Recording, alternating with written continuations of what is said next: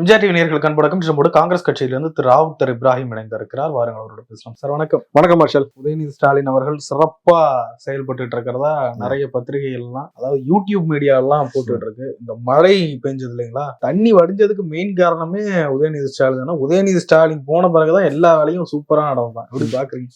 எங்க இருந்து தண்ணி வடிஞ்சது? ரோட்ல இருந்து. சரி சரி. ஆனா நீங்க உதயநிதி அவர்கள் சொல்றது என்னன்னாக்கா, உதயநிதி சொல்றதுக்கு முன்னாடி அவர் தந்தையார் சிஎம் இல்லையா, அவர் சொல்றதை வச்சு நம்ம பேசி ஆகணும்ல. மழை வருவதுக்கு 2 நாளைக்கு முன்னாடி அவர் சொன்ன பேட்டி 99% பண்ணி முடிவடைந்து விட்டது.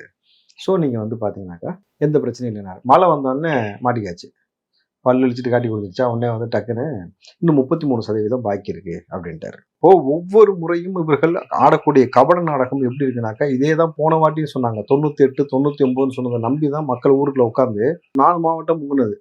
தனி 4 மாவட்டம் இருக்கு. ஆனால் 4 வழித்தடம் இருக்கு தண்ணி வெளியில போறதுக்கு. அடையார், கூவம், கொசஸ்தலை, பக்கிங்கால், கால்வாயின்ட்டு இதை தாண்டி 4000 கோடி. அப்ப அந்த 4 நாளே அவங்களுக்கு என்னன்னு தெரியல எப்படி போயிட்டு இருக்குன்ட்டு. இப்போ துணை முதலமைச்சர் என்ன சொல்றாருன்னா, சார் வெள்ள அறிக்கை கொடுங்கன்னு எடப்பாடி கேட்டார். வெள்ளம் நிக்கல பாருங்க, தான் வெள்ள அறிக்கைன்ட்டு போனாப்புல. நம்ம ஒன்று கேட்டால் நம்மளை அசர வைக்கிற மாதிரி ஒரு மாப்பிள்ளை பதில் சொல்லுவான் பாருன்னு ஒரு காமெடி இருக்கு. கிட்டத்தட்ட அது போல இவர் ஒரு பக்கம் செஞ்சார். ஆனா இப்போ சேலத்தில் நடந்த அவங்களுடைய இளைஞர் அணி இந்த கலந்தாய்வு கூட்டத்தில் அவர் பேசியிருக்கிறாரு. நாங்கள் கிட்டத்தட்ட 5 மாதத்துக்கு முன்னாடி அதிகாரிலாம் வர வச்சு 5 கட்டமாக கூட்டம் போட்டு எல்லாத்துக்கும் சொல்லியாச்சு, இன்ஸ்ட்ரக்ஷன் கொடுத்தாச்சு. ஆனால் மழை வர்றதுக்கு நாள் வரைக்கும் எந்த வேலையுமே செய்யலை. நான் வரேன்னு தெரிஞ்சு நைட்டு 12 மணிக்கு தான் வேலையை ஸ்டார்ட் பண்ணுறாங்கன்றாரு. சொல்லிட்டு இது 10 ஆண்டு காலமாக இப்படி பழக்கப்பட்டாங்க அதிகாரிகள். அதாவது உனக்கு அட்மினிஸ்ட்ரேஷன் செய்யறதுக்கு துப்பு கிடையாது, நீ உடனே கூட தொக்குக்கு இவங்களை சேர்த்து இழுத்துக்கிறது. அவங்க நல்லா செஞ்சுட்டாங்கன்னு சொல்லிடக்கூடாதுல்ல, யாரும் அதிமுக நல்லா செஞ்சுட்டாங்கன்ற மாதிரி வந்துடக்கூடாது பேருன்ட்டு இப்படி ஒன்று. இந்த முட்டு கொடுக்குற முட்டா பயிலங்கள்லாம் அப்படி இல்லைன்னு வானுங்க. அப்புறம் இந்த அண்டா குண்டா குண்டு அப்படி உண்டுட்டு கிடக்கு பார்த்தீங்களா, அதெல்லாம் முட்டு கொடுக்கறதுக்கு வரும். அதனால உதயநிதி பேசினதே நம்ம போட்டுருவோம். அதே போல கலைஞர் நூற்றாண்டை முன்னிட்டு என் உயிரினும் மேலான அப்படின்ற ஒரு பேச்சு போட்டிகளை மிகச் சிறப்பாக நடத்திக்கிட்டு இருக்கோம். கொள்றது மாவட்ட அளவுல மண்டல அளவுல நடத்திக்கிட்டு விரைவில் அந்த இறுதி போட்டியும் நடத்த இருக்கின்றோம். வருகின்ற 20ஆம் தேதி இன்று நடப்பதாக இருந்தது இறுதி போட்டி. சென்னையில உங்களுக்கு தெரியும், ஒரு மிகப்பெரிய ஒரு வெள்ள எச்சரிக்கை, மழை எச்சரிக்கை. 2-3 நாட்கள் மழை பெய்யும் என்று அந்த எச்சரிக்கை கொடுத்தாங்க. 2 நாட்கள் அதிக மழை, கனமழை பெஞ்சது. ஆனா பெஞ்ச 24 மணி நேரத்துல மழை பெஞ்ச அந்த சோடே இல்லாமல் ஆக்கியது நம்முடைய கழக ஆட்சி. நம்முடைய கழக தலைவர் அவருடைய கட்டளையின்படி தொடர் ஆய்வுகள் மேற்கொண்டு கிட்டத்தட்ட 5 ஆய்வுகள் உடனே கைது பிரபு பேசும்போது சொன்னார். அடுத்து அதே மாதிரி தான் பாருங்க. திரு ஜான் ரவீந்தர் பேசும்போது ஒரு கோரிக்கை வச்சார். அரசு அதிகாரிகள், இளைஞரணியின் தம்பிமார்கள், நீங்கள் நிர்வாகிகள் வைக்கின்ற கோரிக்கைகளை மிகவும் உடனே செஞ்சு கொடுக்க மாட்டேங்கிறாங்க, காலதாமதம் ஏற்படுத்துறாங்க அப்படின்னு. அதை உண்மையாகவே களத்துல அறிந்தவன் நான். 4 மாதங்களாக இந்த வெள்ள அபாயம் வரப்போகுது, மழை எச்சரிக்கை வரப்போகுது அப்படின்னு கிட்டத்தட்ட 5 கூட்டங்களை நடத்தி மழை பெய்வதற்கு முதல் நாள் வரைக்கும் வேலையை ஆரம்பிக்காம, மழை பெய்வதற்கு முதல் நாள் இரவு 12 மணிக்கு நான் களத்துல இறங்கி போனதுனால சில வேலைகள்லாம் நடைபெற்றுச்சு. அப்படித்தான் நம்முடைய அரசு அதிகாரிகள் அப்படித்தான் பழகியிருக்காங்க. இது கடந்த 10 ஆண்டு கால ஆட்சியினுடைய அவலம். கடந்த 10 ஆண்டு கால ஆட்சியோட அவலம்னா இப்போ 3 வருஷம் நீங்கள் என்ன கழட்டிக்கிட்டு இருந்தீங்கன்னு மக்கள் கேட்குறாங்கல்ல. அட்மினிஸ்ட்ரேஷன் டோட்டல் ஃபெயிலியர்ன்றது ஒத்துக்கிறீங்களா? அப்போ 3 வருஷமாக உங்கள் பேச்சை யாருமே கேட்கல. முதலமைச்சர் நீங்கள் ஏமாற்றிட்டு சுற்றிட்டு இருக்கீங்க, அதிகாரிகள்லாம் சேர்ந்து. இப்போ அதிகாரிகள்லாம் சேர்ந்து ஏமாத்துறீங்கன்னா கூட அமைச்சர் பெருமக்கள் இருப்பீங்கல்ல, அமைச்சர் சேர்ந்து தானே ஏமாத்திருக்கீங்க. ஒரு மனுஷன் ரொம்ப வெள்ளந்தி அப்புறம் எப்படி ஏமாத்துறது? நீங்கள் எப்படி பாருங்க. இப்போது இவ்வளோ பேசுகிற உதயநிதி, அதாவது கிட்டத்தட்ட 4 மாதமாக சொல்லி நான் நைட்டு போகிற வரைக்கும் எவனுமே வேலையை ஸ்டார்ட் பண்ணல, நான் போனதுக்கப்புறம் தான் நைட்டு 12 மணிக்கு வேலையை ஸ்டார்ட் பண்ணுறீங்கன்னு சொல்லும்போது கண்டுபிடிச்சிட்டிங்கல்ல. இப்போ இந்த கூட்டத்தில் அவர் என்ன பண்ணியிருக்கணும்? இந்த கூட்டத்துக்கு வரதுக்கு முன்னாடி யாரெல்லாம் வேலை செய்யல குறைஞ்சது ஒரு 50 பேர் சஸ்பெண்ட் பண்ணியிருக்கணும்ல. ஏன் பண்ணல? ஏன் சஸ்பெண்ட் பண்ணலைன்னா, அதிகாரிகளை கூப்பிட்டு நீங்கள் ஏன்னு சொல்லி என்கொயரி வச்சு சஸ்பெண்ட் பண்ணிங்கன்னா நாளைக்கு அதிகாரிகள் என்ன சொல்லுவாங்க, அமைச்சர் பெருமக்கள் எதுவுமே அதை சொல்லலை, எனக்கு கோஆப்ரேட் பண்ணலன்னு வாங்க. அமைச்சரை கூப்பிட்டு நீங்கள் சேர்த்து கூப்பிட்டு வச்சு உட்காந்து ஒரு ஏற முடியுமா நைட்டு? என்ன ஆகும்? அமைச்சர் நீங்கள் ஏறினா துறைமுகம்லாம் என்ன சொல்லுவார் சொல்லுங்க பார்ப்போம். நான் பார்த்து வளர்ந்த பையன் நீ என்னை திட்டுற சொல்லுவாரா சொல்ல மாட்டாரா? இது என்ன ஆகுன்னா கட்சிக்குள்ள ஏற்கனவே வந்து சீனியர் ஜூனியர்னு ஒரு பிளவு ஏற்கனவே போயிட்டு இருக்கு. ரஜினியை கூப்பிட்டு ஏற்கனவே பேச வச்சிட்டாங்க வேற. துரைமுருகன்லாம் சும்மா சேரத்தை வச்சுக்கிட்டு இருக்காரு வயசாகி போயிட்டுன்ட்டு. அது ஒரு பக்கம். இதை தாண்டி இப்போ என்ன ஆகி போச்சுனாக்கா, இப்போ இவர்களை நம்ம ஏதாவது ஒரு குறை சொல்லி ஒரு பிரச்சனை வரப்போச்சு. இன்னொரு பிரச்சனை இன்னொன்று வரும். செந்தில் பாலாஜிக்காக அமைச்சரவை மாட்டாமல் உட்கார வச்சிருந்தீங்க. அவர்லாம் நாங்கள் கட்சிக்காக இத்தனை வருஷம் இருக்கிறோம், நீங்கள் அவருக்கு அவ்வளோ முக்கியத்துவம் கொடுத்தீங்கன்னு அது ஒரு புகழ்ச்சியில் போயிட்டு இருக்கு. அப்போ 5 கட்சி மாறி வந்த ஆளுக்கு முக்கியத்துவம் கொடுக்குறீங்கன்னா, அப்போ நாங்களும் கட்சி மாறினா தான் முக்கியத்துவம் கொடுப்பீங்களா அப்படின்னு அங்கே ஒரு பிரச்சனை வந்துடும். அப்போ மக்களை காப்பாற்றுறதா கட்சியை காப்பாற்றுறதா அப்படின்னு வரும்பொழுது, மக்களை காவு கொடுத்துட்டா பிரச்சனை கிடையாது. 5 லட்சம் 10 லட்சம் கொடுத்துடலாம். கட்சி பயிற்சினா என்ன பண்ணுறது? அதை வச்சு தானே பொழப்பு ஓடுது. அதனால இவர்கள் மீது எந்த நடவடிக்கையும் எடுக்கலை. ஏன் நடவடிக்கை எடுக்கலைன்னு சொல்கிறேன்னாக்கா, இப்போ இந்த ஏர் ஷோன்னு ஒன்று நடத்தினாங்க தெரியுமா மெரினா பீச்சில்? அந்த இறப்புக்கு காரணம் யார் சார்? மாசு சொன்ன வெயில். அதான் சூரியன். அந்த இறப்புக்கு காரணம் சூரியன். சரிங்களா? இப்போ அந்த பேர் இறந்து போயிட்டாங்கல்ல, அந்த விஷயத்தில் கவனிச்சுக்கோங்க. இறந்தவர்களுக்கு 5 லட்ச ரூபாய் கொடுப்பேன்னு சொன்னாங்களா? இது வரைக்கும் கொடுத்ததா செய்தி பார்த்தீங்களா எங்கேயாவது? பர்சனலாக கொடுத்துருப்பாங்களா? பர்சனலாக கொடுக்கறதுக்கு இந்த என்ன சம்பந்தம் அவர் உங்களுக்கு தனியாக வந்து தாம்பூல தட்டில் வச்சு கொடுக்கறதுக்கு? இது வரைக்கும் அந்த மாதிரி எந்த செய்தியும் கொடுக்கல. எந்த செய்தியும் வரலன்னா கொடுக்கலன்னு அர்த்தம். கூடவே இறந்தவங்க அவங்க புதைச்ச இடத்துல புல்லு முளைச்சிருக்குன்னு வச்சுக்கோங்க, இது வரைக்கும் கொடுக்கல. 2வது அந்த இறந்த நபருடைய பெண்மணியும் இறந்து போனார்ல ஒருத்தர், அவருடைய அவங்களுடைய மனைவியோ அல்லது அவங்க தாயாரோ கையெழுத்தே போடாமல் மார்ச்லேருந்து பாடி வெளியே அனுப்பிச்சிட்டாங்க. யாரோ ஒருத்தர் கையெழுத்து போட்டு. இது செய்தியாக வந்த பிறகு அந்த மருத்துவமனை மீது, இந்த டீன் மீது, அந்த மார்ச்லேருந்து மீது நடவடிக்கை எடுத்தீங்களா? எடுக்கலை. இங்கே அதிகாரிகள் மீது எடுக்கலை. இங்கே இதுமாரி எடுக்கலை. இப்போ 2 நாள் மழை வந்தப்போ கடுமையாக வந்து தண்ணி வெளியில் வந்து அதிகமான வெள்ளம் இருக்குது, யாருமே வெளியில் வர முடியும்னு சொல்லி ஃபயர் இன்ஜினுக்கு ஃபோன் பண்ணி ஃபயர் இன்ஜின் 2 போட்டை கொண்டு வந்தது. அந்த காணொலி நீங்களும் பார்த்துருப்பீங்க. போட்டு கொண்டு வந்து அவங்களை மீட்கிட்டு இருக்கும்போது திமுக கவுன்சிலர் உள்ளே வந்து ஒரு ஆள், இந்த மாதிரி இவங்கெல்லாம் வச்சு கூட்டு போகக்கூடாது, எங்களை போய் பிடிச்சி டிவியில் போட்டு எங்களை அது ரொம்ப இது பண்ணுறாங்க, எங்கள் ஆட்சியை பற்றி வெளியே போகணும்னு சொல்லி அனுப்பிச்சி விட்டாப்புல ஃபயர் இன்ஜினை.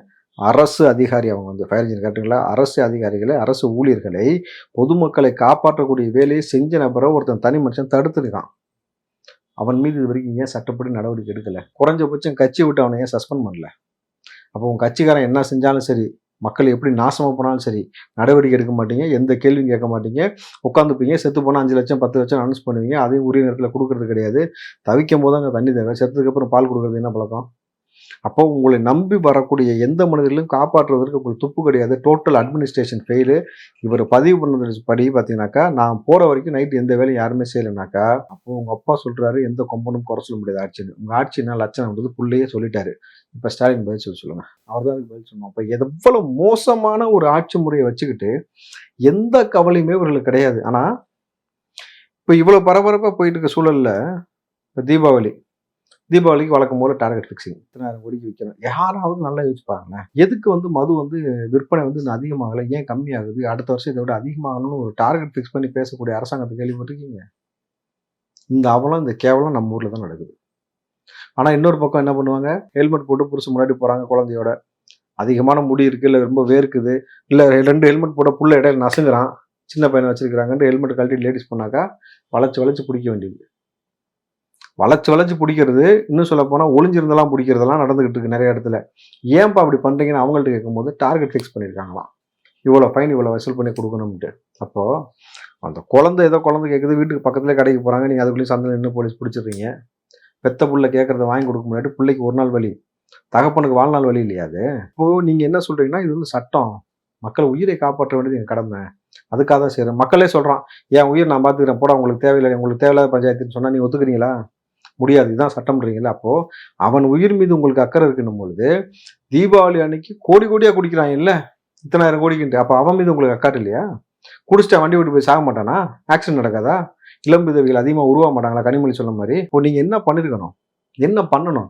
தீபாவளி, பொங்கல், கிறிஸ்மஸ் இந்த மாதிரி முக்கியமான நாளில் வந்து அதிகமான மது விற்பனை தடுக்கணும், அந்த மக்கள் குடிக்காமல் நல்லபடியாக அந்த விசேஷத்தை கொண்டாடணுன்ற அப்படி ஒரு நோக்கம் இருந்துச்சுனாக்கா, பேசாமல் தீபாவளி, பொங்கல் இந்த மாதிரி வரக்கூடிய ஃபெஸ்டிவலுக்கு ஒரு 3 நாளைக்கு கடையை மூட வேண்டியது தானே? மூடுவீங்களா? மூட மாட்டீங்க. உங்களுக்கு நீங்கள் அதெல்லாம் செய்ய தேவையில்லை. டாஸ்மார்க் உடைய நேரத்தோட அளவை குறைங்க. நான் பல முறை சொல்லிட்டேன். 3 to 9 தான் நேரம். கொண்டு வாங்க. ஆதார் கைரேகை வச்சு தான் ஒருத்தன் கொடுக்கணும். ஆதார் கொண்டு போய் கொடுத்து கைரேகை வச்சு தான் வாங்கணும். திருப்பி அந்த ஃபிங்கர் பிரிண்ட் 24 hours கழிச்சு தான் ஒர்க் ஆகணும் அவனுக்கு. ஒரு நாளைக்கு ஒரு ஆள் குவார்டர் இவ்வளோ தான் கொடுப்போம். குடிக்கிறோடைய அளவோட எண்ணிக்கை குறைஞ்சி போயிடும். கொரோனா காலகட்டத்தில் டாஸ்மார்க்கை மூடிய பொழுது எல்லாம் மூடிட்டு தானே இருந்தான், எவனுமே போராடல வேணும்ன்ட்டு. அப்போது மக்கள் குடிக்காமல் இருப்பதற்கு தயார், அதற்காக அவர்கள் போராடுவதற்கு யாருமே வரதுக்குள்ளே வரதுக்கு ஆசைப்படல. நீங்கள் தொடர்ச்சியாக அவனை குடிக்க வச்சு மண்ணை மலட்டுத்தன்மை ஆக்கி வச்சுற மாதிரி மனுஷனை மலட்டுத்தன்மை ஆக்கி 15 பிள்ளை 20 பிள்ளை பெற்றவன ஒரு பிள்ளைக்கு ரோடோட பிச்சை எடுக்கிற மாதிரி ஹாஸ்பிட்டல் சுத்த வச்சுட்டு உங்களுக்கு சொகுசான வாழ்க்கை நீங்கள் வாழ்ந்துக்கிட்டு இருக்கிறீங்க. பல ஆயிரம் கோடி சம்பாதிக்க வேண்டியது. ஜெகத் ரட்சகனை குறித்து நம்ம பல முறை சொல்லியிருக்கிறோம். 1250 கோடி வரி ஏற்பு செஞ்சார். அவருக்கு 90 கோடி ஃபைன் போட்டதுன்னு அந்த ஆளுக்கு மறுபடியும் நீங்கள் வந்து எம்பி ஆக்கி விட்டீங்க. ஓஎம்ஆர் அந்த மழை வந்தப்போ அவர் காலேஜ் எப்படி மூங்கிச்சு பார்த்தீங்களா? காலேஜோடைய மாணவர்கள்லாம் அரை நிர்வாண குளத்தில் போயிட்டு பேட்டி கொடுக்குறாங்க, இங்கே வந்து எவனும் சேராத, வெறும் தண்ணி காடாக இருக்குன்ட்டு இவ்வளோ இடுப்புக்கு மேலே நெஞ்சளவுக்கு தண்ணியில் போயிட்டு இருக்கிறானுங்க. ஒரு எம்பி, அவர் காலேஜ் அங்கே இருக்குது, அவருடைய இடம் அந்த பக்கம், அதை கூட உங்களால் சரி செய்ய துப்பு இல்லையே. மாணவ பிள்ளைகிட்ட காசு மட்டும் வாங்குறீங்க, வெக்கம் இல்லாமல் எவ்வளோ காசு வாங்குறீங்க சார்? நீங்கள் ஒன்றும் இல்லை, நீட்டுக்காக பயிற்சி சொல்லிக் கொடுக்குற சென்டரில் இப்போ பசங்க அடித்த காணொலிலாம் வச்சு பார்த்தீங்களா? செம்மடி அடிக்கிறாங்க குச்சியை வச்சு படிக்கிறதுக்காக. பெத்த பிள்ளைய வந்து பெற்றவங்களே அடிக்கிறதுக்கு யோசிக்கிற இந்த காலத்தில் நீட் அந்த கோச்சிங் சென்டரில் குச்சி வச்சு அடின்னு அடிக்கிறானுங்க. அரசாங்கம் எந்த நடவடிக்கை எடுத்தது இது வரைக்கும்? நீங்கள் தானே வந்து தேர்தலில் வந்து வாக்குறுதி கொடுத்தீங்க, நீட்டை ஒழிக்கிற ரகசியங்கள் தெரியும், முதல் எழுத்து போட்டு கிழிச்சிருவோம் ஒழிச்சிருவோன்ட்டு. அதை செய்யறதுக்கு உங்களுக்கு துப்பு இல்லைல்ல. சரி, இப்போ நீங்கள் டெப்டி சிஎம் ஆகிட்டீங்கல்ல, நீங்கள் அந்த கொடுத்த வாக்குறுதி தான் இந்த மாதிரி செஞ்சுட்டீங்க. ஒரே ஒரு ஸ்டேட்மெண்ட் கொடுங்கன்னு சொல்கிறேன். தமிழ்நாட்டில் நீட் பயிற்சிக்கு இனிமேட்டு வந்து கட்டணம் கிடையாது. அந்த மாதிரி ட்ரைனிங் கொடுக்குற எல்லா ஆசிரியர்களும் ரெக்ரூட்மெண்ட் பண்ணுங்கள் கவர்மெண்ட்டில். நீங்கள் சம்பளம் கொடுங்க, மாணவ பிள்ளைகளுக்கு இலவசமாக சொல்லிக் கொடுங்க, பெற்றோருக்கும் மாணவர்களுக்கும் அந்த நிதிச்சுமையை குறைங்க, மன அழுத்தத்தை தடுங்க. அது செய்யறதுக்கு உங்களுக்கு தகுதி இருக்கா? இல்லையே. அப்படி என்ன அரசாங்கம் அது? மக்களை காப்பாற்றுவதை பற்றி எந்த சிந்தனையுமே கிடையாது. கார் ஓட்டணும்னு நினச்சா நீங்கள் ஆட்சியில் இருக்கிறதுனால எவ்வளோ சர்வாதிகார போக்கல ஊருக்குள்ளே இருக்க ரோடை பேர்த்து இன்னைக்கு இருக்கிற எவ்வளோ சூழ்நிலை எப்படி போயிட்டு இருக்கு. விவசாய அரும்பாடுபட்டு கொடுக்கக்கூடிய நெல்லை வாங்கி பதப்படுத்த துப்பு கிடையாது, அதுக்கு குடோன் கட்டுறதுக்கு வக்கு கிடையாது. 250 கோடி ரோட்டில் போட்டு ஓட விட்டுக்கிட்டு இங்கே மக்களை வந்து சாக வச்சுக்கிட்டு நீங்கள் கின்னஸ் ரெக்கார்டை இடம் பிடிக்கிறதுக்காக வந்து வரக்கூடிய நபருக்கு வண்டி எங்கே பார்க் பண்ணுவான்ற உங்களுக்கு அந்த இதெல்லாம் கிடையாது. விஜய் மட்டும் மாநாட்டுக்கு அது நொட்டை இது நொட்டை இது மாறு அது பாரு, பார்க்கிங்க்கு இவ்வளோ பேர் ஏற்பாடு பண்ணு. ஊருக்கு வெளியில் வயக்காட்டில் இருக்கும் போதே நீ அவ்வளோ யோசிக்கிற, ஊருக்குள்ளே மெரினா பீச்சில் வரும்போது எவ்வளோ யோசிச்சிருக்கணும்? உங்களுக்கு கூட்டம் காட்டுவது தான் முக்கியம். எவன் செத்தான் எவன் பொழைச்சான்றலாம் கவலை கிடையாது. செத்தா வழக்கம் போல் 5 லட்சம் 10 லட்சம் அனௌன்ஸ் பண்ணிட்டு போயிடலான்ற இந்த மமதை, இந்த ஆணவ போக்கு இருக்குல்ல, இதைத்தான் முதல்ல ஒழிக்கணும். இதை ஒழிக்கணும்னா என்ன பண்ணணும்? காலங்காலமான ஒரு உருட்டு விட்டுறாங்க பாருங்க. ஒன்றுமே ரொம்ப சிம்பிளாக இருக்கிறது. இது என்னது மார்ஷல்? ஃபோனு. இது மைக், இது ரிங். திராவிடம்னா என்ன சொல்லுங்க நீங்கள? மரபினம் திராவிடம்னு ஒன்று கிடையாது. வரலாற்றில் இருக்கு சார் திராவிடம். என்ன திராவிடம்? யார் கொண்டு வந்தது? உங்கள் சௌரியத்துக்கு இப்போ நீங்கள் கொண்டு வந்து திராவிடம்னு சொல்கிறதெல்லாம் ஏற்றுக்கூடிய கிடையாது. மரபில் காலங்காலமாக தமிழன் இருக்கிறான். உலகம் முழுக்க தமிழுடைய பெயர் பரவி கிடக்கு. கடல் மார்க்கமாக வணிகம் செய்வதற்கு உலகளாவிய அளவுக்கு போயிருக்கான். தமிழிலிருந்து பிரிந்தது தான் மலையாளம், தமிழிலிருந்து பிரிந்தது தான் தெலுங்கு, எல்லாத்தையும் சேர்த்து வச்சு திராவிடம் அப்படின்ற. எப்படி திராவிடமாகும்? மலையாளத்துக்கு மூல மொழி தமிழ், எல்லாத்துக்கும் தமிழ் தான் பேசு. ஆமா, உலகில் தொன்மையான மொழி தமிழுங்க. ரைட்டு. அப்போ இதுல இருந்து தான் எல்லா மொழியும் உருவாச்சுன்னா அப்போ ஒட்டுமொத்த இந்தியாவும் சரி எல்லாமே திராவிடமா? சொல்லுங்க அவையில. எப்படி திராவிடம்னு ஒன்று எதுக்கு நீங்கள் தூக்கி பிடிச்சிட்டீங்கன்னா, என் ஊரில் யார் வேணாலும் ஆட்சியில் வந்து உட்காரலாம், அதுக்கு வந்து இது ஒரு திராவிடம்னு ஒன்று கொண்டு வந்து ஒன்று திணிச்சிட்டோம்னாக்கா அதுக்கப்புறம் வந்து நீங்கள் உட்காரலாம். நீங்கள் போய் வெளி ஸ்டேட்டில் போய் எங்கே போய் சிஎம் ஆகி காட்டுங்க. தமிழன் இல்லாத ஒருத்தன் தமிழன் வெளி ஸ்டேட்டில் யாராவது எந்த ஸ்டேட்டில் சிஎம் ஆகிடுவாங்களா? நீங்கள் மட்டும் வந்தாரே வாழ வைக்கும்னு சொல்லிட்டு நாங்கள் கூப்பிட்றதுக்காக வந்து எங்களை ஏறி மிதிக்க வேண்டியது, கொல்ல வேண்டியது, கேட்டால் வெப்பம்சகாரன்னு சொல்ல வேண்டியது, சொல்லிட்டு நீங்கள் திராவிடம்னு விட்ட வேண்டியது. இப்போ ஏன் திராவிடத்தை இறுக்கி பிடிச்சிருக்காங்க தெரியுங்களா? திராவிடம்னு ஒன்று கொண்டு வந்ததுனால தான் உங்களுக்கு பெரியார் முதல்ல தமிழரா? இங்கே தான் பிரச்சனையே ஆரம்பிக்குது. ஈரோட்டில் பிறந்தவர் தமிழர் தான். இங்கே எவ்வளோ பேர் இங்கே வந்து பிறக்கிறாங்க பிள்ளைங்கள்லாம் எல்லாமே வந்து இந்த நம்ம ஊருக்காரன் ஆயிடுவானா? இல்லை நான் போயிட்டு என் பிள்ளை நாளைக்கு எங்கிட்டாவது பிறக்குது ஒரு ஊர்லனாக்கா அந்த ஊருக்காரன் ஆயிடுமா? உங்களுக்கு திராவிடம்ன்ற ஒரு சொல்ல நீங்கள் கொண்டு வந்தது நீங்கள் இங்கேருந்து அதிகாரத்து மையத்தை கைப்பற்றணுன்ற ஒரே நோக்கத்துக்காக தான். இப்போ ஏன் திராவிடத்தை இழுத்து பிடிச்சிருக்காங்க தெரியுங்களா? திராவிடம்னு ஒன்று இல்லைன்றது வெளிப்படையை உடச்சிட்டோம்னு வச்சுங்களேன், அடிமட்டம் பேஸில் கை வைக்கிற மாதிரி ஆணிவேர்னு சொல்லுவாங்கல்ல, அதில் கை வைக்கிற மாதிரி யார்? என்னது? திராவிட முன்னேற்ற கழகம் கட்சி வரையாக மாற்றணும். புரிஞ்சா உங்களுக்கு? அதில் தான் இவங்களுக்கு சிக்கல். அதனால் இல்லாத திராவிடத்தை இருக்கு இன்னும் திமுககாரனை ஒரு விட்டுவாங்க. இவ்வளோ சுதந்திரமாக பேசுகிறீங்கல்ல, இதுக்கு காரணம் திராவிடமா? என்னமோ ஒட்டுமொத்த இனமும் ஊமை இனமாக இருந்த மாதிரியும் இவங்க தான் வந்து நமக்கு பேச சொல்லி கொடுத்த மாதிரியுமே பேசுவாங்க. திராவிடம்னா என்ன? ஏன் அதை வச்சு விட்டுட்டு இருக்க? சரி, திராவிடம்னு ஒன்று இருக்குன்றல, அப்போ திராவிட சித்தாந்தம் என்றது என்னது? கள்ளச்சாராயம் காட்சி கொடுக்குறதா? திராவிட சித்தாந்தம்ன்றது என்னது? மெத்து கடத்துற ஒருத்தனை கட்சியில் வச்சுட்டு சர்வதேச நாடுகளுக்கு மெத்து கடத்துறதுரா? திராவிடம்ன்றது என்னது? அப்போ வியோக்களை வெட்டுறது, ராணுவர்களை வெட்டுறது, பத்திரிகைக்காரனை வெட்டுறது, சாதி பாகுபாடை ஊட்டுறது, இன்னும் சமூக நீதியை சவப்பீட்டில் ஏற்றுறது தான் திராவிடமா? சமூக நீதியை நிலைநாட்டியது ஜெயலலிதா அவர்கள். ஏன்னா அவங்க தான் வந்து சபாநாயகர் அப்படி இந்த மாதிரி கொண்டு வந்து வச்சாங்க. நீங்க என்ன செஞ்சீங்க இது வரைக்கும்? சமூக நீதியை தொடர்ந்து சவப்பட்டில் ஏற்றிக்கிட்டு இருக்கீங்க திமுக தவிர, அதை அந்த மக்களுக்கு கொண்டு சேர்க்கிற வகையில் எதுவுமே இது வரைக்கும் நீங்க செய்யவே இல்லை இல்லையா? ஏதாவது ஒரு விஷயம் மார்ஷல் நீங்க சொல்லுங்களேன். உங்களுக்கு கண்ணுக்கு தெரிஞ்சு நீங்க ஊடக வேலை எல்லாத்தையும் கவனிக்கக்கூடிய நபர். இந்த 3 வருஷத்துல சிறப்பா திமுக அதை செஞ்சு மக்கள் வந்து ஓஹோன்னு செழிப்பா இருக்கிறாங்கன்னு எதை நம்ம நினைச்சோன்னு சொல்ல முடியும்? மக்கள் எதுக்கெல்லாம் போராடினாங்கன்னா டப்புன்னு நம்ம ஞாபகம் வரும். எந்தெந்த விஷயத்துல இறந்தாங்க, எந்தெந்த விஷயத்துல செத்தாங்க, எந்தெந்த விஷயத்துல மக்கள் தினம் சாகுறாங்க, எவ்வளவு வரி இங்க வந்து அவர்கள் மீது சுமத்தப்பட்டு கொண்டே வருகிறது. ஏங்க ஒரு ஆட்சி காலங்காலமா இருந்துச்சுங்க பால் ஆவின்னு. இவங்க வந்தவொடனே மறுபடியும் 10 வருஷம் கழிச்சுன்னா பால் இருந்து கொழுப்பு திருநாங்க. எதுல கை வச்சுட்டு அதுக்கு ஒரு விளக்கம் கொடுத்தாரு பாருங்க மனோ தங்கராஜ். மக்களுக்கு அதிகமாக கொழுப்பு கூடி விடுகிறது, அவர்களுக்காக தான் கொழுப்பை குறைச்சோம். நான் கேட்டேன் அவங்ககிட்ட, ஏன்னா நாங்கள் கடைக்கு போனாலே காலையில் கொழுப்பு தனியாக போகிறான்னு வாங்கிட்டு வந்து வறுத்து தின்னுட்டு இருக்கிறோம். புரியுதுங்களா? இந்த பால் இருக்க கொழுப்பு நம்மளை கொண்டு விடுமா? எப்படி நம்ம கிட்ட வந்து திட்டமிட்டு ஒரு திணிக்கிறாங்கன்னு விஷயம் புரிஞ்சுங்களேன். பழைய சோறும் கம்பங்கூழ் கேப்பக்கூழ்னு சாப்பிட்டு இருந்தாங்கல்ல, இதெல்லாம் உடம்புக்கு நல்லது கிடையாது, இதை வந்து நீ சே இதையா சாப்பிட்ற அப்படின்ற மாதிரி சொல்லி பீஸா சாப்பிட்ற, பர்கர் சாப்பிட்ற இந்த பல கலாச்சார உணவுகளை நமக்குள்ளே திணிச்சதுனால அன்னைக்கு 75 கிலோ மூட்டை ஒரு நெல் மூட்டை. உங்களுக்கு ஞாபகம் இருக்கும், உங்களுக்கு தெரியுமான்னு தெரியல. நான்லாம் எடுத்து கொண்டு போயிருக்கேன் ரைஸ் மில்லுக்கு, ஒத்தால தூக்குவேன். இன்னைக்கு ஒரு 25 கிலோ மூட்டை யாரால தூக்க முடியுதா? மண்ணை மலட்டுத்தன்மை ஆக்கின மாதிரி மனுஷனை மலட்டுத்தன்மை ஆக்கியிருக்கீங்க. 10க்கு குடிக்க வச்சிருக்கீங்க. அவன் ஒரு புள்ள பெத்துக்கு வழி இல்லாமல் ஆஸ்பத்திரி சுற்றிக்கிட்டு இருக்கிறப்போ எப்படி உங்களுக்கு ஒரு விஷயம் திணிக்கணும்னு தேவைப்படுதோ அப்போ திணிச்சு அவனை எப்படி நீங்கள் மரபு ரீதியாக அவனை மாற்றினீங்களோ, மரபு சார்ந்த விளையாட்டுகளே இப்போ இல்லாமல் போயிடுச்சு. அந்த வீரம் விளையாட்டுகள் அப்போ இருந்த உடம்பு வாகு எப்படி இருக்கும், இப்போ எப்படி இருக்கு ஒருத்தவங்க உடம்பு வாகு நீங்கள் பாருங்களேன். அதே போல தான் திட்டமிட்டு திணிக்கப்பட்டதான் திராவிடம். இவங்க ஒரு விஷயம் செய்யணும்னா அதுக்கேற்ற மாதிரி திராவிடம்னு ஒரு வார்த்தையை கொண்டு வந்து வச்சுட்டு இவர்கள்லாம் திராவிடர்கள்னு சொன்னீங்களா? திராவிடர்கள்னா நீங்கள் என்ன செஞ்சீங்கன்னு சொல்லுங்க. தமிழுக்காக உயிரை கொடுப்போன்ற கேட்டுங்களா? சன் டிவின்னு பேர் வைக்கிற, ரெட் ஜெயின் மூவின்னு வைக்கிறீங்க, Cloud9 வைக்கிறீங்க, உங்கள் வீட்டில் தானே வைக்கிறீங்க எல்லாரும். தமிழுக்காக நீங்கள் இது வரைக்கும் என்ன செஞ்சுருக்கீங்க நீங்கள் சொல்லுங்கள். உங்கள் அப்பா செஞ்சார், தாத்தா செஞ்சார்லாம் சொல்லக்கூடாது. நீங்கள் என்ன செஞ்சீங்க? ஸ்டாலின் அவன் தமிழ் நாட்டுக்காக தமிழ் மக்களுக்காக என்ன செஞ்சார்? எப்படியோ துணை முதல்வரான பிறகு இந்தியா லெவல்ல உதயநிதி ஸ்டாலினுடைய அந்த இமேஜ் கூடி இருக்கு அப்படின்றாங்க. எங்கெங்கயோ அவர் மேல கேஸ் போடுறாங்க. உதயநிதி ஸ்டாலின் கூட என் மேல நான் சொல்லாதான் எடுத்து பொய்யா போட்டாங்க, எங்க கேஸ் எல்லாம் போடுறாங்க அப்படின்றாரு. அந்த அளவுக்கு அவர் ஒரு டிஸ்டர்பன்ஸை கொடுக்குறாருல்ல எதிரிகளுக்கு. கேஸ் வாங்குறாலாம் ஊருக்குள்ள பெரியாளாங்க கேட்குறேன். கேஸ் வாங்குறாலாம் பெரியாள்னா இப்போ ஊருக்குள்ள எல்லாத்தையும் பெரியாள்னு சொல்லிட முடியுமா? இல்ல, ஒரு இளைஞர் வந்திருக்காரு, துணை முதலமைச்சராக இருக்காரு. ஒரு முதிர்ந்த அரசியல்வாதிகள் இருக்கிற இந்த அரசியல் தளத்துல ஒரு மிகப்பெரிய ஒரு தாக்கத்தை ஏற்படுத்துறாருன்னு பெரிய விஷயம் இல்ல. அதாவது நீங்க உங்க அப்பா உங்க தாத்தா எல்லாமே அவங்க சிஎம் இருந்தவங்க இப்ப சிஎம் இருக்கிறாரு. உங்களுக்குன்னு ஒரு ஃப்ரேம் இருக்கு. உதயநிதி எல்லாத்துக்கும் தெரியும்னு சொல்றீங்க. எங்க விஜய் மாதிரி தனியா கட்சி ஆரம்பிச்சுட்டு வந்து களத்துல நின்று காட்டி பார்ப்போம். பெரிய ஆள் தான், நீங்க பெரிய ஐக்கான் தானே, உங்களை எல்லாத்துக்கும் தெரியும்ல. சினிமா பிரபலம் கூட தானே பத்தாததுக்கு தனியாக வந்து நின்று காட்டுங்க சார். நீங்கள் இன்னொருத்தர் வீட்டுக்குள்ளே சேஃபர் சைடாக உட்காந்துட்டு கேம் விளையாடுற கேம் நீங்கள் கிடையாது. நாங்கள் என்ன உங்கள்கிட்ட கேட்டோம்? நீங்கள் இவர் இன்னும் பேசி வச்சுருக்காருன்னா, உங்கள்கிட்ட வந்து மக்கள் வந்து கொடுக்கக்கூடிய மனுக்கள்லாம் வாங்கிட்டு நீங்கள் வந்து எல்லாத்தையும் சரி செஞ்சு கொடுக்க முடியாது. குறைஞ்சபட்சம் நீங்கள் என்ன பண்ணீங்கன்னா கொடுக்குறத காது கொடுத்து கேளுங்க, சந்தோஷப்படுவாங்க. இப்படியே பேசுறது அரசு அதிகாரிகள் யார் சார் அப்போ ஒழுங்காக வேலை செய்வான்? கட்சிக்காரன் யார் ஒழுங்காக வேலை செய்வா? சரி, நான் வந்து உங்கள்கிட்ட மனு கொடுக்குறோம்னா என்னென்னு கொடுப்போம்? என் பிள்ளைக்கு இன்னும் கல்யாணம் பொண்ணு பார்த்து கொடுக்குன்னு கேட்போமா? சடங்கு வச்சிருக்கேன் வான்னு கேட்போமா? இல்லை 10 லட்ச ரூபா கடன் கொடுன்னு கேட்போமா? அப்படியே மனு கொடுப்போம். சாக்கடை இங்கே இல்லை சார், இபி இல்லை சார், இங்கே இந்த பிரச்சனை இருக்குது சார், மின்சார தட்டுப்பாடு இருக்குது, தண்ணி இல்லை, இது தானே மனு கொடுப்பானுங்க. பொதுமக்களோட அடிப்படை தேவைக்கு தானே மனு கொடுக்குறது. அதை வாங்கி உடனே பரிசீலனை பண்ணி சரி செய்யுங்கன்னு சொல்லணும். ஒரு டெப்டி சிஎம் பேச வேண்டிய வார்த்தையா சார் இது? உங்களுக்கு அந்த காணொலி தரேன் சார், போட்டு விடுங்க சார்.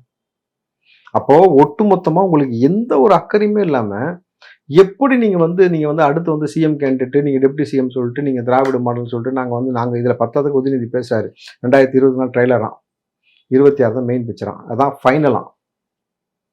2026 தான் திமுக ஃபைனல் ஞாபகம் வச்சுக்கோங்க. இவர்களால் வந்து அப்போ ஒரு அடி அந்த பக்கம் எடுத்து வைக்க முடியாது. செம்ம அடி இவர்களுக்கு விழுக்கும். நீங்கள் மக்களை தொடர்ந்து ஏமாற்றி கொண்டே இருக்கிறதுனால தான் இன்றைக்கி வந்து கூர்ந்து இந்த அரசியலை கவனித்த பிறகு தான் பார்த்தீங்கன்னாக்கா சரத்குமார், கமலஹாசன் பல பேர் வந்தாங்க. ஆளுக்கு ஒரு பக்கம் போயிட்டாங்க.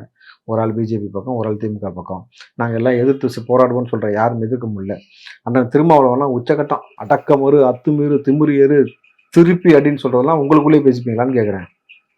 சித்தாந்தத்தை சொன்னீங்கல்ல, இந்த மாநாடு நடத்துனீங்க மதுக்கு எதிர்த்து, இவர் ஒத்து வரல, அடங்க மறுத்து கூட்டணி விட்டு வெளியே வர வேண்டியதானே? அங்கே மட்டும் ஏன் அமைதியாக இருக்கிறீங்க? அப்போ வரக்கூடிய எல்லா நபர்களும் இப்படி செஞ்சுக்கிட்டே இருக்கிறதுனால தான் நாளைக்கு விஜய் வந்து பார்த்துட்டு இல்லை இன்னைக்கு 8 கோடி பேர்னா நாளைக்கு 10 கோடி பேர் 15 கோடி பேர் போகும் மொத்தமாக ஆகும் பொழுது இருக்கக்கூடிய ஒட்டுமொத்த மக்களும் சாகிற மாதிரி ஒரு நிலைமை ஏற்பட்டு இருக்கு. நம்ம எல்லா வசதியாக இருந்துட்டோம், பணத்தை பார்த்துட்டோம், பேரை பார்த்துட்டோம், புகழை பார்த்துட்டோம், அடுத்த தலைமுறைக்கு ஏதாவது ஒன்று செய்யணும். இந்த இடத்துல வந்து ஒரு பெரிய ஒரு பெரிய என்ன சொல்றது ஒரு தேவை இருக்கிறது மக்களுக்கு அப்படின்னு சொல்லிட்டு அதை புரிஞ்சுக்கிட்டு தானே இப்போ உள்ள வராப்புல.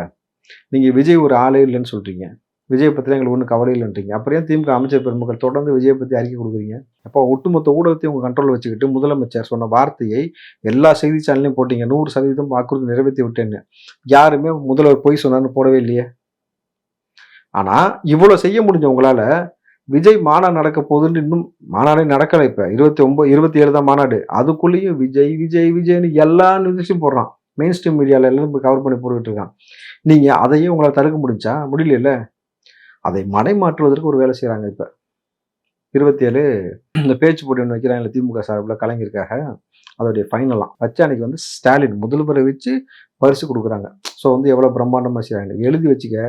சன் டிவி கலைஞர் டிவி தவிர எவனும் காட்ட மாட்டான். எவனுமே உங்களை காட்டுவது தயாராகலை. அன்னைக்கு தமிழ்நாட்டின் தலைப்புச் செய்தி விஜயா தான் இருப்பார். இப்போ எடப்பாடி கூட அவருக்கு வாழ்த்து சொல்லியிருக்காரு, கவனிச்சிங்களா? விஜய் அவர்களுக்கு வந்து பல இடர்பாடுகள் இருக்கும், பல பிரச்சனைகள்லாம் தாண்டி நீங்கள் வந்து வெற்றி கொண்டு வரணும், அதிகப்படியான இளைஞர்களை வச்சு கொண்டிருக்கக்கூடிய ஒரு நபர் நீங்கள், உங்களுக்கு வாழ்த்துக்கள், உங்கள் மாநாடு வெற்றி பெறன்னு சொல்லியிருக்காருனாக்கா அரசியலை அவர் புரிந்து கொண்டார் எடப்பாடி அவர்கள். சரி, நீங்கள் எப்பயுமே ஒரு ஆளை தேவையில்லாமல் நோண்டி அடித்து சீன்றதெல்லாம் இருக்க பண்ணாமல் அரசியலில் நகர்வுன்றது ரொம்ப முக்கியம். எப்படி ஜெயலலிதா அவர்களும் விஜயகாந்த் அவர்களும் சேர்ந்து திமுக, அதுவும் கலைஞர் சாதாரண ஆள் கிடையாது, கருணாநிதி அவரை எதிர்க்கட்சி வரிசையிலும் தூக்கி வெளியில் போட்டு இவங்க 2 பேரும் வந்து ஆட்சியில் உட்காந்தாங்களோ அதுபோல் வந்து அந்த ஒரு மேஜிக்கை நிகழ்த்தணுன்றது எடப்பாடி நினைக்கிறாரு. அதனால தான் வந்து விஜய்க்கு வந்து ஒரு வாழ்த்து சொல்லி சூசகமாக இப்போவே வந்து ஒரு தயார் நிலைக்கு கொண்டு வர மாதிரி தான் தெரியுது. உள்ளபடி யாருமே விஜய் இப்போ தவிர்க்க முடியல. இப்போ விஜயை தடுக்க முடியல, தவிர்க்க முடியலன்ற தாண்டி நீங்கள் உண்மையாலுமே விஜயை வந்து தவிர்க்கணும்னு நினச்சிட்டிங்கன்னு வச்சுங்களேன், அவர் வளர்ந்துடக்கூடாதுன்னு நினச்சிங்க, நல்லாட்சி கொடுங்க. சிம்பிள் ஸ்ட்ராட்டஜி, மக்களை தானே எதிர்பார்ப்பான். சரிப்பா, இந்த 27 அக்டோபரில் அவர் வைக்கிறார் மாநாடு. இதுக்கு பிறகாவது தமிழ்நாட்டில் வந்து இனிமேட்டு பொற்கால ஆட்சியாக மாற்றுங்களா? மார்ஷல் இவங்க என்ன சொல்கிறாங்கனாக்கா, பாலாரும் தேனாரும் ஓடுறதெல்லாம் விட்டுருங்க, இந்த மாறி மாறி இந்த மழை வந்த பொழுது இவங்க பேசின பேச்சு, கொடுத்த வாக்குறுதி, இன்னைக்கு நிலைமைக்கு வரைக்கும் தண்ணி வடிஞ்சு விட்டது நீங்கள் துரித நடவடிக்கைன்னு சொன்னீங்களே. நவம்பர் டிசம்பரில் மழை பெஞ்சு தொடர்ந்தாப்புல 4 நாள் எங்கேயாவது தண்ணி தேங்குச்சுன்னா, நீங்கள் 20 சென்டிமீட்டர் மழை வந்தால் அப்பயே வடிஞ்சிரும்ட்டாங்க, தேங்காதுன்ட்டாங்க. 40 சென்டிமீட்டர் போல் மழை வந்தால் தான் 1 நாள் 2 நாள் தேங்கும். நீங்கள் கரெக்டுங்களா? நான் என்ன சொல்கிறேன், 4 நாள் எடுத்துக்க. 4 நாள் உங்களுக்கு சேர்ந்தாப்புல மழை நின்றுச்சுன்னு வச்சுங்களேன், என் பதவியை ராஜினாமா பண்ணுறேன்னு சொல்லிட்டு உதயநிதி, நேரு, மாசு, மேயர் பிரியா எல்லாமே வந்து சொல்கிறது தயாரா? எல்லாரும் கொண்டு போய் கையெழுத்து போட்டு கவர்மெண்ட்டை கொடுத்துட்டு வந்துடுங்க. சேலஞ்ச் பண்ணுறேன். சேர்ந்தாப்புல மழை வெள்ளம் 4 நாள் நின்றுச்சுனாக்கா நாங்கள் பதவி ராஜினாமா பண்ணோன்னு சொல்லுங்கள். இந்த திராணி இருந்துச்சுன்னா அப்புறம் பேசிக்கலாம் நம்ம. சார், நிறைய விஷயங்களை ரொம்ப நன்றி சார். நன்றி மாஷா.